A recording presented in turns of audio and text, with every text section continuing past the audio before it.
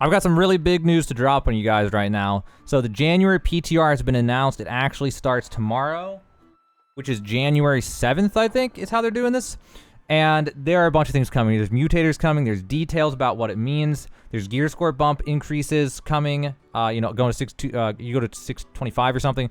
And then also crafters will be able to have another way to level up their expertise. It's some really interesting stuff. There's some big changes coming this month, as every month. So they posted a bunch of stuff. Let's start going through it one by one. Okay, so I was actually wrong on the day. It's today at 5 p.m. It's literally an hour and a half. Just surprise. Wow. Okay. Thank you for participating in the PTR. More in depth on our January PTR, read the article here. It'll be available starting today at 5 p.m. Eastern Time, which is 11 p.m. Paris and 2 p.m. if you're, Western Time. So they're going to specifically be collecting feedback about the following: Expedition Mutators, the Umbral system, which goes with the Expedition Mutators, Outpost Rush balance changes, combat updates, and fast travel costs. So they're talking about, to access it, you download it as a second client on Steam, and then you go to the servers. They're only going to have US East and EU Central servers like they usually do. And they're providing 3 backstories for us to test. For this test, the only difference between backstories is the faction. Please see the screenshot below. This screenshot. Okay, well, anyway. Lastly, thanks to your feedback, we've enabled fast travel points as well as a few settlements with upgraded crafting stations for the test. Oh, I'm so thankful for that. All right, so then we have the actual patch notes.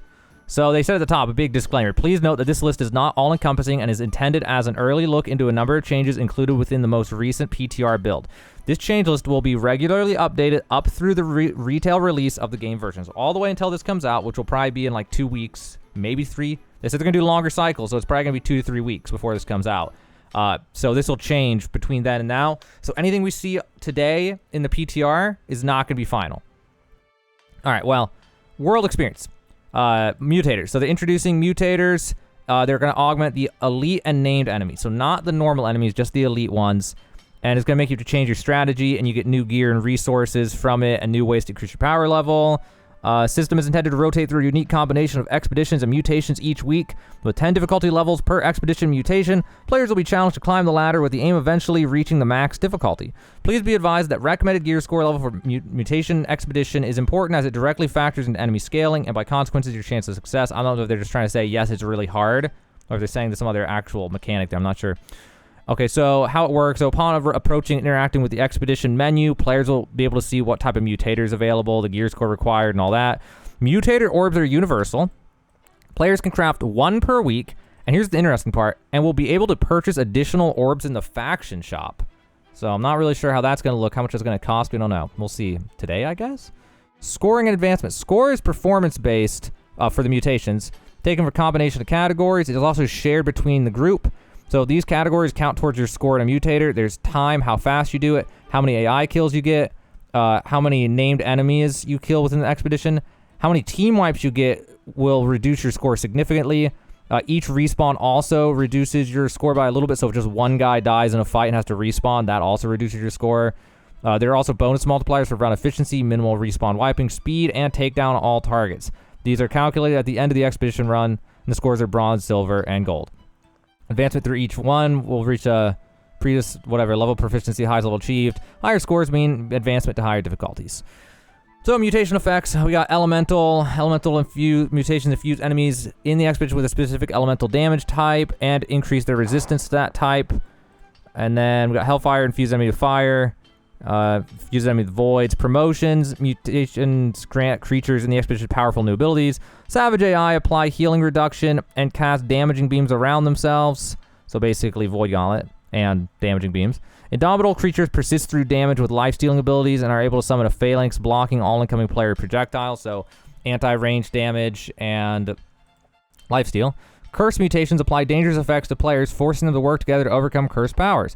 At the highest difficulty, curses become empowered, creating additional tactical challenges. Desiccated players will occasionally combust with elemental energy. When the curse is empowered, players will need to cleanse themselves by approaching the combusting player.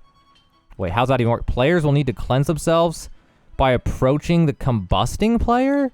So one guy gets hit, and everyone has to go run to him so they don't explode. That's a little confusing. We'll find out someday. Censored players will find their abilities turning against them. After players in the group have used a certain number of activated abilities, explosive silence zones will appear on all players. When the curse is empowered, players will lose natural mana regeneration and must enter the silence zones to regenerate their mana. So that's just like a DPS nerf, because it's if I understand this right, use your abilities, you're out of mana, you have to go run to the silent zone where you can't cast abilities in order to get your mana back. Then you come back out at casting. That almost sounds kind of stupid, but I'm not sure if I'm understanding that right. Expedition changes. With the release of this, we've made some balance changes, updating the existing content. We've made expeditions more enticing by updating drop rates and bringing in line with other endgame activities. Drop rates for named enemies and expeditions have been significantly increased. Tier 5 gear has been added to Dynasty Shipyard loot tables. We've also adjusted certain enemy counts and Lazarus reduced number of enemies when sealing the ancient Azoth portals in Ostium. Fast travel cost. Now, a lot of you guys are going to like this. We've heard your frustrations with the cost of fast travel, and this release includes an update that dramatically reduces the distance factor and the amount of Azoth required for each trip. Accordingly, the faction control point bonus associated with fast travel now reduces the distance factor to 0. So if you're going from Shattered Mountain to First Light, you're going real far, it's going to cost less. And if your faction owns the place you're going to, that distance will have 0 effect on your fast travel cost. So combo that with the free Azoth vials that are on the market now, and fast traveling is basically free unless you're carrying like 1,500, encumbrance. Then we got notable fixes. I don't know. There was something in here, but it's just, I don't know. Just fixes. Additional enemies campsite. Level 35 plus POIs to increase longer times. And I can't remember where it was. But you guys can pause and look through that. General AI. Bears increase the hit volume for bipedal bears so that players can more consistently damage them. Skeletons. This is basically nerfed AI. Skeletons will revive with less health. Villagers potions heal less. They use them less often. Tendrils are just hard nerfed. Damage down. The stagger from the stab is gone. Remove stagger from the projectile attack, which is kind of nice because those guys are super annoying. So now we're on to more important stuff, the Mutated Perks. So I'm not really sure how this works, but weapon perks. We got Flame, Frost, Arboreal, and Abyssal, which is just attacks deal an additional 15% weapon damage as fire, 2-second cooldown. Same concept for all the other ones. We got Armor perks, which they're all the same, Flame, Frost, Arboreal, Abyssal. After being hit with the fire damage, gain 4% fire absorption for 5 seconds. And each piece of armor with this perk increases the potency of this effect, which I assume they just mean it stacks, unless it's some exponential stacking. PvP damage form and update. I'm pretty sure this is redundant. I think they said this in the last one. But either way, we've increased the damage of low-level players due to high-level players and reduced the damage high-level players due to lower-level players because of changes in armor mitigation calculations. Notable fixes. I don't remember if there's anything too crazy in here. You guys can pause and just look at that if there's anything that really stands out to you guys, because it's about abilities and stuff, little fixes with problems. And then Endgame Update Part 2 and Umbral System Upgrade. So they're adding the Umbral System. So that's what you get from the Mutators. Players can upgrade individual gear pieces from 600 to 625 by spending Umbral Shards. The ability to upgrade items of any type is unlocked when players hit 600 expertise for that item. Players can acquire Umbral Shards via 3 methods, which is Expedition Mutators, opening Gypsum Casts once the player has already reached 600 expertise, and crafting 600 gear score items once the expertise of that type has reached at least 600. So if you have expertise 600 swords and you're crafting swords and you get a level gear score 600 sword, it'll give you an Umbral Shard that you can use to upgrade your gear. So there is a way for crafters to do it. It's going to be hell, but you can do it, which is pretty awesome. Upgrading any item via Umbral Shards binds them to the player, so you can't trade them, do that and trade them. Expertise system now goes 625. Players raise their expertise from 590 to 600 through the current means of Gypsum Cast, World Bumps. Expertise is 600, 625 is only from the Umbral system. Expertise gear scaling, so they're finally going to do the thing that we talked about, last month. Any item that is purchased from the trading post or acquired through player to player after the January patch will have its effective gear score scaled down to the midpoint of players' expertise and the item's gear score, if their expertise is lower than the item's gear score. So if you want to get geared, you want to do it now. Otherwise, you're going to have to get your expertise up in order to actually be max gear score after this patch. So this one's finally coming through now. So be warned of that. You definitely want to get your gear bought from the market now, because if you buy it after this patch, it'll, not work the way you want. It'll be nerfed, based on your gear score expertise. General enhancement quality of life. So this is some interesting stuff. Whenever you craft a 600 gear score item, If your expertise for that item is under 600, it'll trigger an expertise bump. It's another great way for crafters to get expertise 600 in addition to the other ones. If you get an expertise bump from random bump in the world, the loot ticker will now show which item gave you the bump. If you get expertise bump from opening a reward cache, the opening sequence will highlight which item gave you the bump. You can now craft the Topaz Gypsum Attunement Potion from an Arcana station as well as camps. And they fixed it maybe because they increased the odds of getting Topaz Gypsum when killing enemies and attuned. Well, before this, I think it was bugged and you could only get 9. It was weird. There's a lot of things people were talking about. And then some UI fixes, but nothing too crazy there. And then I think there was just this notice they posted, which was, we are releasing it today. Here's more information. And yeah, and then they started a known issues thread, collection of high priority issues that the development team is aware of. This list is not all encompassing and can vary from game to build to game build due to ongoing active development and bug fixing. Within a mutated Gardens of Genesis expedition, Alluvium Marl can sometimes suddenly lose large portions of their health while in combat. This happens due to a bug where summoned Dryad minions can sometimes apply an unintended buff upon death to a nearby NPC, and that said buff expires, resulting in a perceived sudden drop in HP. Client disconnections. Client crash, internet connection loss, or Alt F4 while in an expedition instance, and having that instance expire due to no active players remaining can sometimes result in the disconnected player's inventory, with the exception of equipped items, getting wiped without any course of recovery. That's a pretty bad bug. So they got to fix, basically saying, we have to fix this before this goes to live. You will see this in the PTR. It's a serious issue. If you do that series, if you disconnect in a dungeon, everyone leaves, it could, throw away literally every item in your inventory, but not your equipped gear. A low chance of encountering an animation error while in a mutated expedition, which can result in a client crash. Restarting the client and reconnecting to the game world will temporarily resolve the issue. So these are the issues they're aware of now, and they want us to help them find other issues. So those are all the changes that they listed, but that is not an extensive list. There's probably a lot more undocumented changes. There always are. So I'm going to be taking a look into the PTR as soon as possible and trying to find out what there is to know about changes, because I'm sure there's lots of little things.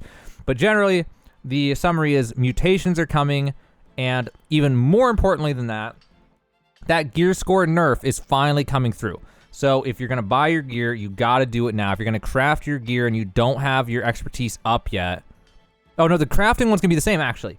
Never mind. I'm pretty sure that the crafting one's the same. So what happens is if you have your expertise levels at 510 and you craft a 600 gear score item after the patch, it'll still be 600 gear score. You can still do that.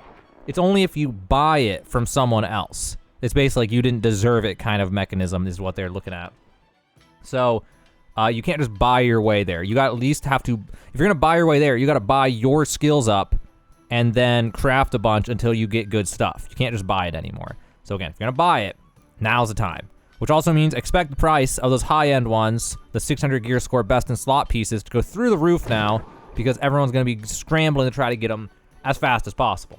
Also, mutations sound pretty darn cool, but it's also worth noting that we can circumvent them by crafting. It's going to be a hellish task to do.